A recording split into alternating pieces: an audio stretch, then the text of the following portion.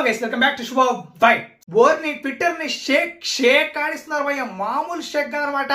అసలు బాహుబలి క్లైమాక్స్ లో యుద్ధం జరిగే రేంజ్ లో యుద్ధం జరుగుతుంది అనమాట. సో అక్కడ బాహుబలి బలాదేవ కొట్టాడుకుంటే ఇక్కడ బాహుబలి వర్సెస్ దేవరా. ఎస్, అర్థం కాలే కదా. ఇక్కడ NTR and Prabhas fan wars Twitter ని ముంచేస్తున్నాయి భయ్య.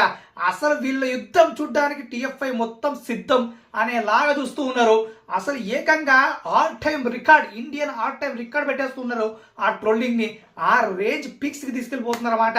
సో మొత్తానికి నిన్నటి నుంచి జరుగుతున్న ఈ రచ్చ. సో మొత్తానికి ఇప్పుడు ప్రభాస్ పిక్స్ అయితే చాలా వైరల్ మారిపోయాయి.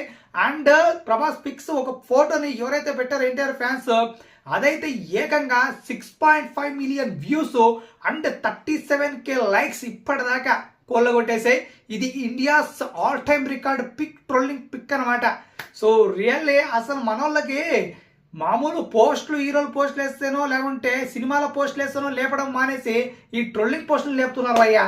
సో మరి ఎప్పుడు చూసినా ఏదో ఒక గోల, ఎప్పుడు చూసినా ఏదో ఒక ట్రోలింగ్ జరుగుతూ ఉంటుంది ట్విట్టర్లో.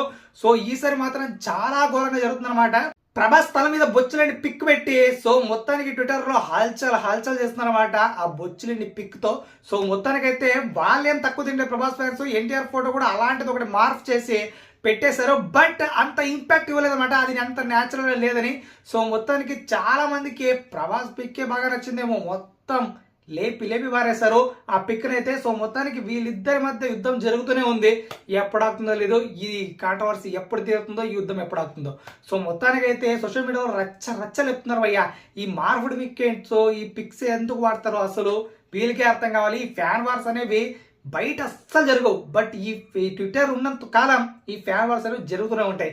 నాకు తెలిసి ఈ ట్విట్టర్ అనేది బ్యాన్ చేసి పారేస్తే సగం దరిద్రం వదిలిపోద్దు భయ్య టీఎఫ్ఐకి, అది మాత్రం నిజం. సో మొత్తాన్ని మీకే అనిపిస్తుంది ఈ ట్విట్టర్లో ఈ జరిగే గొడవలన్నీ తప్పకుండా మన కాటవాళ్ళు తెలియజేయండి. ఇంకేం కలుస్తాం, సబ్స్క్రైబ్ చేసుకోవాలి మళ్ళీ.